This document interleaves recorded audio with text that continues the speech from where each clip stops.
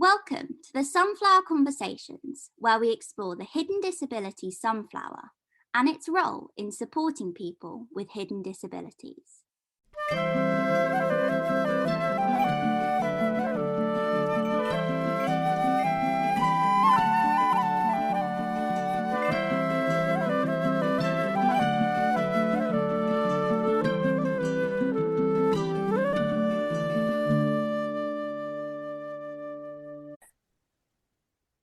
Welcome to the Sunflower Conversations. I am your host. My name is Chantal.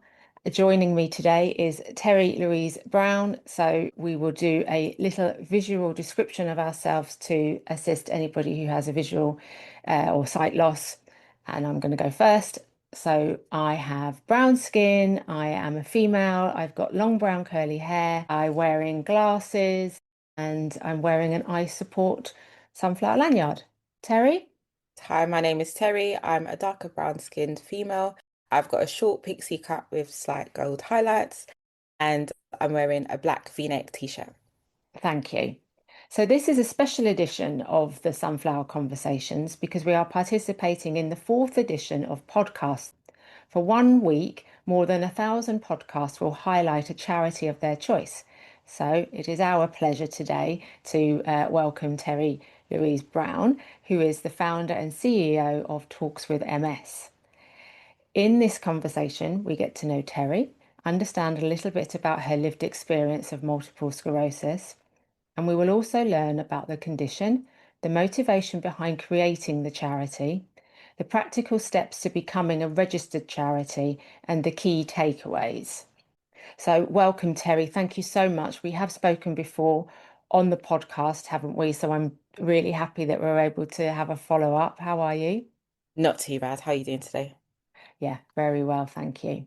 I'm really excited to be part of this podcast because it's not just in the UK, there'll be audiences from Europe as well and Canada as well, so quite far reaching. So we're really excited to be part of this movement, which is about, raising awareness of charities and their endeavours and what they're seeking to do. So let's start with our first question. What type of MS do you have and what symptoms do you experience? So I have multiple sclerosis, relapse-remitting spinal, MS. Spinal because that is where the majority of my damage is. And when I was diagnosed fully, I was paralyzed from the waist down. Current symptoms, I have pins and needles in the soles of my left foot. And I have quote unquote no use or limited use of my left hand. And I frequent with an MS hug, which is almost like it feels like someone's gripping your side, the side of your abdomen. And that can come on if I have maybe the wrong food, or if I'm a little bit more stressed out than normal, or if I just haven't had enough sleep. Enough sleep for me looks like about 4 or 5 hours, which isn't great. But yeah, anything outside of that, the MS hug can come. I think the longest hug I've had was for about 5 weeks, but the shortest has been a couple of hours, and I don't normally medicate for that one. And would that MS hug, when you say for like longest period is four back, did you say 4 weeks Five or 4 weeks, months? yeah. 5 weeks, sorry, it's very bad short-term memory there. Is there any break in that No, sensation? no, No. no break whatsoever. It can cause, I wouldn't say almost breathing difficulties when like walking up the stairs or walking for too long for distance, because it literally feels like I normally compare it to having a brick attached to your side because it's more tension than it's more pressure than it is pain. Okay, right, yeah. And it's always with you. And then you said about your hand Yeah. as well in terms, yeah. So in terms of that, what are the sort of some of the challenges and barriers that you experience with it? Well, with your hand, you mentioned about the pins and needles in your Mhm. feet, the hug. What barriers does that present to you when, say, you want to go and do the weekly shop or you want to head to a meeting, if you want to socialize with your family? What kind of barriers do you face? So more recently, I have noticed that my balance does its own thing. Does its own thing. Whereas I used to be a lot more cautious of how I walk. Now I could be as cautious as I like. If I'm gonna have a slight oopsie to the side, it's gonna happen. With my hand, I think the main thing nine times out of 10, when I wake up in the morning, I do like my finger stretches just to see if I'm having a good hand day or a bad hand day. The biggest things that cause barriers is like maybe zipping up something or tying a shoelace or putting like the butterflies on my earrings because there's limited feeling. So anything that I do go to pick up or interact with when it comes to my hand, I have to be looking at it. If it's an object, I have to be looking at it. Otherwise, my hand will just dance around. Because I've had this symptom for close to 10 years now, I've kind of learnt to live with it and I've learnt to adapt. And yeah, I know how to mask it in a sense, as well as just the unknowing I would never know unless I say, like, this hand doesn't really do anything, my nails don't grow, but I make sure my nails are always done. No. Wow. On the other hand, On it's the other normal hand, growth. yeah, full growth on the other hand, but this hand, there's limited nail growth. It gets to a point and then it stops. My nails grow really, really long because these are mine on this hand. But yeah, on my left hand, not so much. Terry's got beautifully manicured nails and they're quite long. They're all perfect and they've got little love hearts on, I think, aren't Yes, they? they Yeah. do. Yeah. Very, very nice. Very cute. Um, that's really interesting. And it's just in your hand, so it's not like on the same side, like with your foot, your toenails on that side. It's just my hand. So normally with people with multiple sclerosis, all their damage is on their left side, and it's the same for me. All my main damage is on my left side. So the foot bottom, I've got an impingement with my knee, but that came from years of being like that sporty kid, and then obviously the hand situation all down my left side. Do you get is it drop foot? So I'm really bad. So I do know the symptoms, but because I'm such a go, go, go person, I don't always correlate them with myself.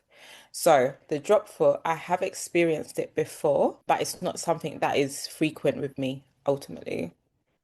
And do you use a walking aid to help you now that you're having a few more oopsies, as you put it, which basically means like it's a wobble where you can take a tumble over. Yeah, no, I still am in a space where I'm not using walking aids.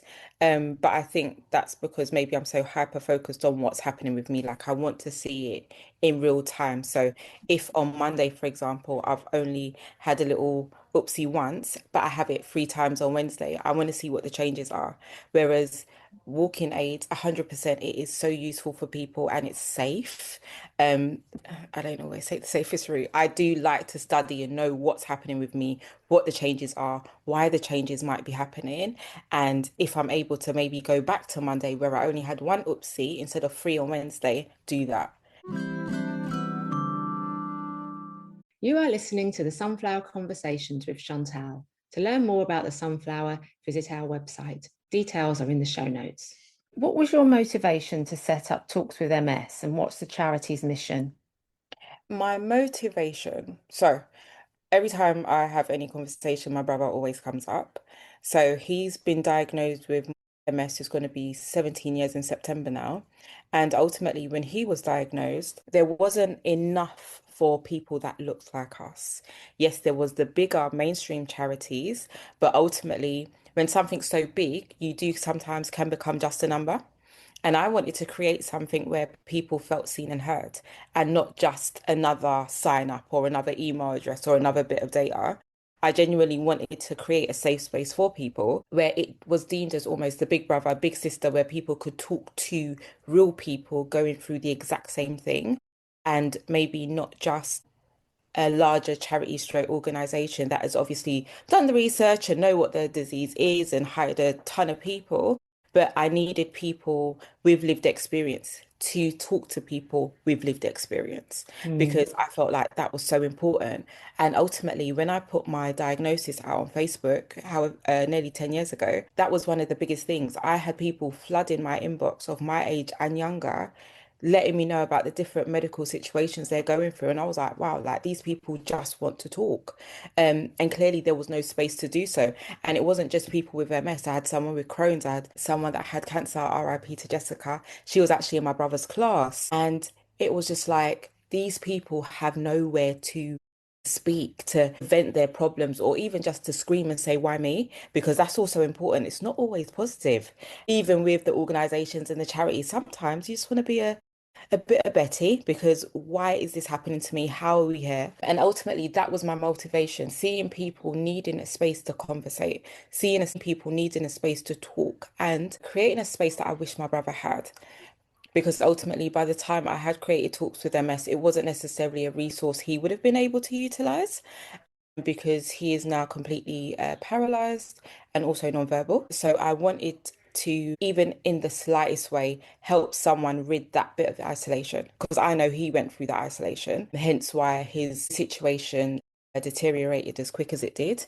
So that's ultimately what I wanted to do. I wanted people to know there is a space, there are other people that you can talk to, there are other people that understand your screams and your why me's without being told, oh, it will be okay. Because until there is a cure, there are, disease modifying drugs and different holistic methods that can keep us balanced. But right now, there's no cure. But we are definitely praying for one. Well, I was actually listening to a podcast the other day, actually, Yeah. and it was talking about the health benefits of socialization, Yeah. of actually being with other people and the benefits of that. And I don't know, I'm just repeating what I heard, but they were Hmm. saying that the outlook of dementia is reduced for people who have socialization, for older people. And I think this connection and trying to remove some of the isolation, because no doubt your brother's life changed extricably. Yours Yeah. did when you got your diagnosis, and I'm Hmm. sure it has been the same for a lot of people. So from what your normal was and the Mm. people that you hung out with and the Hmm. activities that you used to engage in without a thought, Yeah. that's all a Changes. new, yeah, it's all a new world. Yeah. So having to have people who look like you, who Hmm. maybe are around the same age as you, and having similar emotions to what Hmm. you're experiencing must be crucial. Yeah. Definitely, even if it's not crucial to your complete healing, but even Mm. a bit of the mental wealth of yourself, because that is also important. It's extremely important. Like I said, it wasn't necessarily the MS that was the complete full circle as to why Dan deteriorated the way he did. And even myself, even having talks with MS and having all of those people within the community, even me having my own micro community, that has made a massive impact on my journey as a founder, as someone that's also the face of a community, as someone who maybe doesn't look to the unknowing eye that they have MS and has come across people that have said, you don't have it. I'm like, baby, yes, I do. I promise you. Not only is it on paper, I feel it every single day.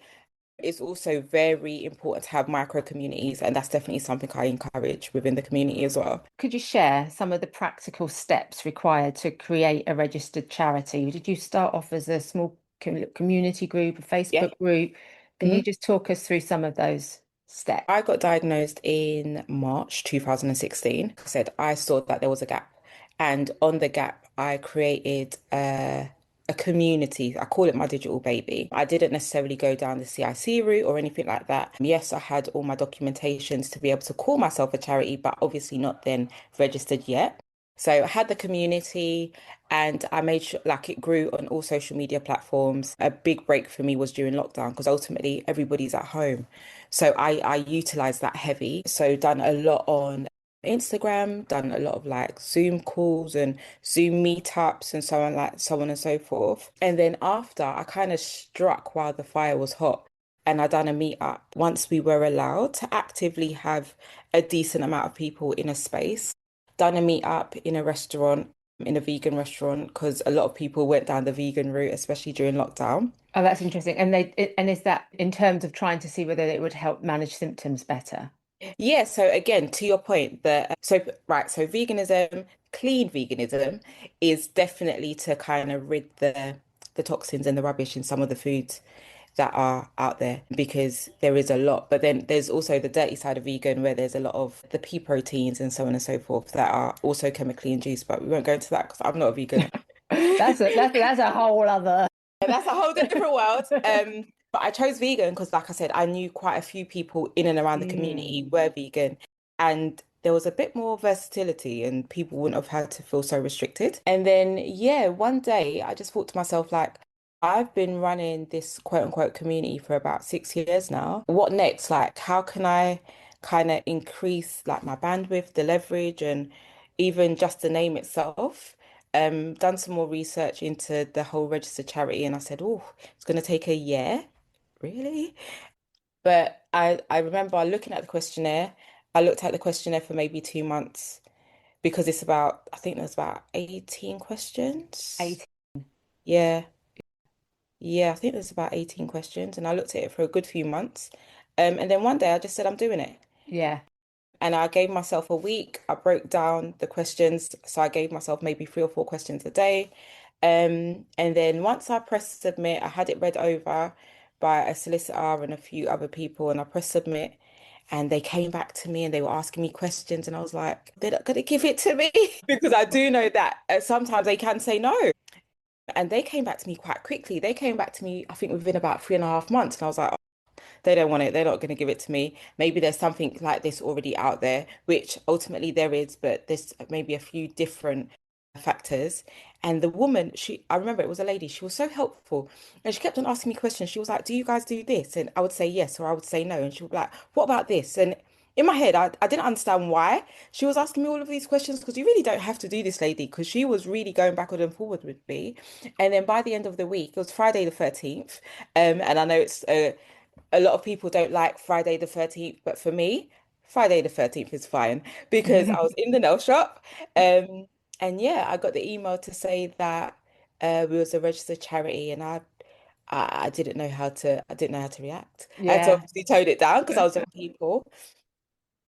But then again, that was a major push for me because now I'm able to say I'm one of two black-led. And while it's not about race, I always say like make sure we're included too. And that's why Talks with MS is Talks with MS. It's not to single anybody out, but it's to ensure that everyone is included. Yeah. And I like your sort of the practical mental approach to the application form because Hmm. clearly it was something that means a lot to you. You Yeah, wanted it to be successful, yeah, but it was a bit overwhelming looking at all yeah. these questions. So actually just saying, okay, I'm just going to tackle X amount of questions each day to Hmm. actually give that clear focus. What a good idea. Yeah. Because Um, I was working full time at the time as well. yeah. So yeah. And Yeah. so this is year 3 of the Yeah, this charity, is year right? three. What are your 3 biggest learnings so far for running a charity? It's triggering, especially when it's a charity based or organization even based around something that you're also dealing with. It's Mm. extremely triggering. Because you actually know, like you're not just an outsider doing it because you see a need for it. Like this is actually your life that you're living through your organization stroke charity. You will be judged. You will be judged as much as you feel like you're doing something good, something for the community, something that people want. You can't always make people happy. And ultimately, sometimes, I don't know why, but it's easier for people to be not so nice than it is to be nice. Another thing that I've learned, I would do it all over again. When I see like the impact that it's created and that it's continuing to create and the opportunities that are coming on the back of it again, yeah, I'll do it all over again just to see this happen all over again, Mm. honestly. Very rewarding. 100%. Amazing. I'm sure your brother's very proud of you. Yes. Thank you for joining the Sunflower Conversations podcast. Remember to hit subscribe. This is the second year of the charity's Empowerment Awards. Can you explain what they are and maybe just talk us about a couple of the categories you've got in there? Yes, the Empowerment Awards were created because I felt that there were people in and around the disability world that weren't getting the recognition that they deserved. Being on LinkedIn, LinkedIn's like my main social media for me. I was seeing so many people doing so many great things. I was thinking, oh, because you see on LinkedIn, like when people get nominated for something, they always put it up. And there were so many people not putting anything up. And I thought, you know what? Let me try my hand at it. And initially, it was supposed to be for people in and around the MS community. But I spoke to Paul. at the I think it was a Rise for Disability event. So I just got off hosting a panel that he was on. Terry's talking about Paul, who's the CEO and Yes. founder of Hidden Disability Sunflower. Yes. And I said to him, like, would you be able to partner up with us? And he said to me, while we can't do just one condition, like we have to do them all. And as crazy as I am, I said, no problem, let's do it.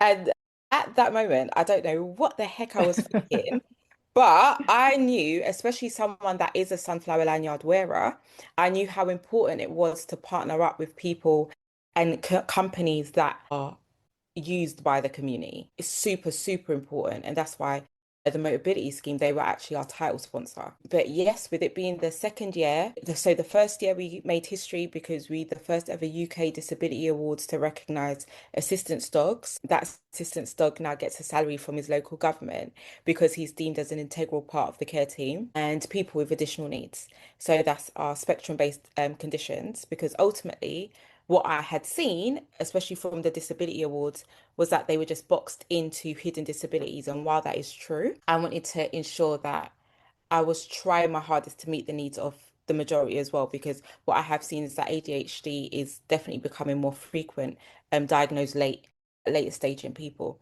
So I wanted to create something where everyone kind of felt seen and this year we are creating history again because on the back of the additional needs and the Senko, we've got the inclusive learning category.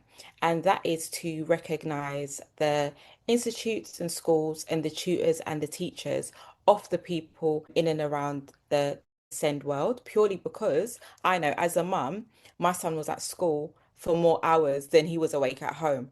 And those schools and those institutes and those tutors and those teachers and those assistant teachers they ultimately help mold those children and people while they're in those places. So I felt like it was very important to shine a light on them and recognize them as well.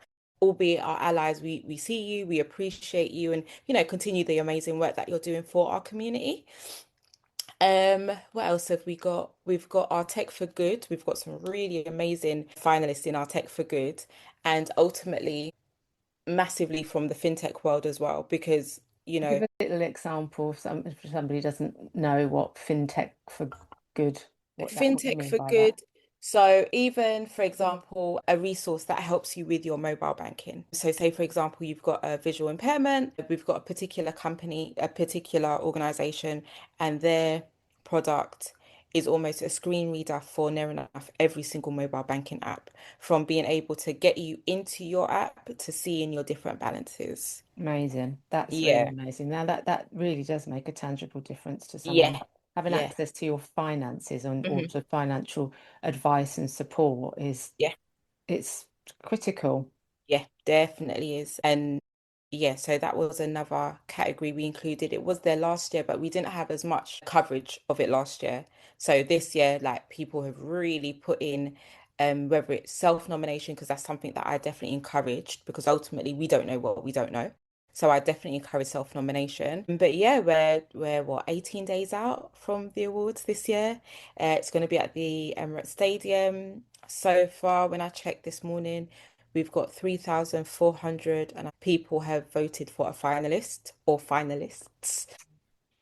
It That's is, a lot. Well done. is, Well it's, done. yeah, this year has reached places that I never expected. When I saw the army nominated themselves because they've got a major a Senko area, I was just Yeah. like from something that came from me and my laptop and my pajamas, and I stand by that because there were days where I did not come out of pajamas, out of one into a new pair because I was just at home grafting. To see like the army nominate themselves, that I looked at that and I said, wow, Tel. Think that is because I think we just have this impression of what the army is and what the Yeah. people are like who are there, which is Hmm. a massive bias, of course. So to know that they are nominating themselves and that they're doing having positive actions in this space is Mm. really encouraging. It's, Yeah, it's really great to know. And yeah, like you say, nominate yourself and get some recognition. absolutely. Even if it's just being nominated, Mm. I have the task because I don't have a CRM built just yet. But every nomination that comes in, with their picture, I individually create every single graphic and I love reading every nomination. Like it's genuinely so heartwarming because I'm just like, these amazing people. And when I see them post it on their LinkedIn or their Instagram and how happy it makes them, I'm like, this is why these awards were created. These Yeah. aren't ego-fueled awards, these are definitely impact-driven awards. What date does the The vote? voting closes. It closes on the 8th of March. 8th of March. It was supposed to be yesterday. However, I realized that some of the finalists didn't receive emails. So we've pulled it out for an extra week, the 8th of March. Great, great, great.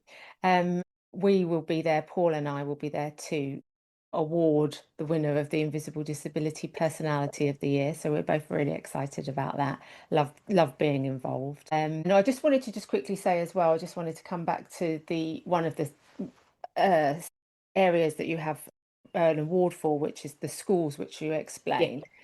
That is so important, isn't it, to have that correct and appropriate support and nurture and tutoring, because Hmm. that is a make or break for everyone, really. Yeah. It's when you're really at your most vulnerable because Yeah. you're a child, you have no choice but to go to school. And then if you have challenges which children who are non-disabled don't Hmm. have, it's so I think having that recognition there is Yeah. so crucial. And obviously, people can say, "Well, it's your job; it's what you're paid to do," but it doesn't always work out quite It like that. doesn't. It doesn't. And we both know that a lot of people do jobs and aren't always good at it or are sometimes just there for the paycheck. So ultimately, like my son's 16 now, but seeing what school can do to help mold your child, 100%, it was a no-brainer. And one of our judges, he's one of the lead principals in a borough in London. So it also made sense to have the category. So there was something that aligned with his Yeah. job role, and the awards. Okay, so we did touch on it earlier on, and I just wanted to ask you a little bit about the sunflower. So, in terms, I guess, really, how important do you think the sunflower is? And for you personally, what reaction, you alluded to it earlier on, what reaction perception do people have of you in terms of whether or not you have a non-visible disability? It's actually hilarious. So, in terms of the sunflower and its importance, like I mentioned before, the majority of my damage is on my left side. I've got damage to the soles of my foot, and also I've got a knee impingement, and that comes with its whole diagnosis and a whole different pain relief method. So, for me, having that sunflower lanyard and being able to say, guys, I actually can't maybe stand in this queue for so long, or I can't, I need to maybe park a bit closer if, for example, there's been a period of time where I may have forgotten my blue badge with me. Ultimately, like I said, people won't know if they don't know. I definitely feel like when people see the sunflower lanyard on myself and on others, they kind of think, okay, so there is something happening more than what the eye can see. And for people that may not necessarily vocalize that they've got something wrong with them in any capacity, having the sunflower lanyard on just kind of allows them the access to what they're actually allowed. I know many people, not myself, like, listen, I will pull up my diagnosis letter because it stays on my phone because I have been in situations before where I have to prove myself. But to those people who are maybe not in a position to even speak on their condition or what's going on with them, that the sunflower lanyard is so important as it is a voice for them.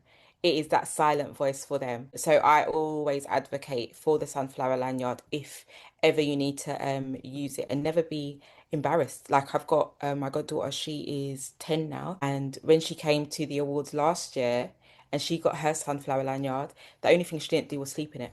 And she's got hearing impairment and different additional learning needs. So for her, having that sunflower lanyard, she loves it. Oh, that's Absolutely loves it. beautiful. That's Yeah. beautiful. And I like where you were explaining in some of the scenarios that you wear it in Yeah. terms of like needing to park a bit closer so that Hmm. when you get out of your car, people are not looking at the vision of your body, which looks, you know, Yeah. perfect. It doesn't look like you're experiencing any pain or anything Hmm. like that. That this sunflower just lets them know that actually, yeah, there are things that you can't see, and Hmm. just, there's judgment The and ignorance, that's what I've found. it kind of rids a bit of the ignorance, because they look at you and they're like, are you supposed to be wearing this? Are you wearing this? But then at the same time, a lot of people won't ask. They just see it and take it for face value. Yes, because what we say is, do you need any support? Do you need any help? But never to get somebody to validate why they're wearing it or what their disability is. So, oh, that's lovely. So, how can individuals and their families contact Talk with MS if they need some support to reach out to your charity? What UK based, right? Yeah, we are. I want to say, yeah, we are UK based, but we are definitely global. So we are Talks with MS everywhere, Instagram, LinkedIn, and Facebook. Or we've got our website, which is www.talkswithms.co.uk. And there's a contact form on there where you can leave us your email address or your phone number if you want, and just a quick message, and we will always get back to you. Or yeah, we've got an email address, which is info. Or if you see me on the street. That's fabulous. That's fabulous. And the type of support that you are offering to people and their families with MS constitutes connection. What other kind of services are you? So from webinars to in-person events, we are starting our men's group, and starting our women's group. We've got a WhatsApp channel, we've got a Facebook group chat. Like I said, if you find my personal Instagram and you jump in the DMs, I will always reply. It's always funny to me when people say, "Oh, you replied." I'm like, "Well, you messaged me, so yeah, I did." But yeah, one thing we do over here is communicate, because like I said, I know what isolation looks like, and I know I don't want to say the end game, but I know what isolation can end with. So I will always try my best, or the team will always try their best to get back to people. And that is a perfect place to conclude our conversation on the Sunflower Conversations today. Thank you so much, Terri. And yeah, this wraps up our special episode of as part of podcast. If you enjoyed it, please leave a comment and rating, and importantly, share it to help spread the word about Talks with MS, and podcast them, because there'll be some other episodes on there that will be of interest to you. You can visit Podcasthon on www.podcasthon, which is like marathon but with pod instead, org, to discover hundreds of other charities and their causes through the voices and talents of amazing podcasters. So have an amazing day. Thank you very much, Terri. Thank you for having me, Chantal. Perfect. If you are interested in any of the advice discussed in this podcast, please follow up with your GP or healthcare practitioner. If you enjoyed this podcast, please share it, leave a rating and review to help raise awareness of non-visible disabilities and the Hidden Disability Sunflower. You can also follow and subscribe to the Sunflower Conversations podcast.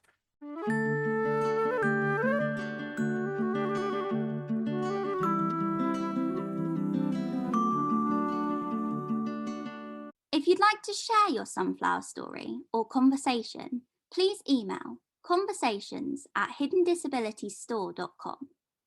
Find out more about us or listen to this recording again by checking out our insights page at hiddendisabilitiesstore.com. You can also find us on Facebook, Instagram, Twitter, YouTube, and LinkedIn. Please help, have patience, and show kindness to others, and join us again soon. Making the invisible visible with the Hidden Disability Sunflower.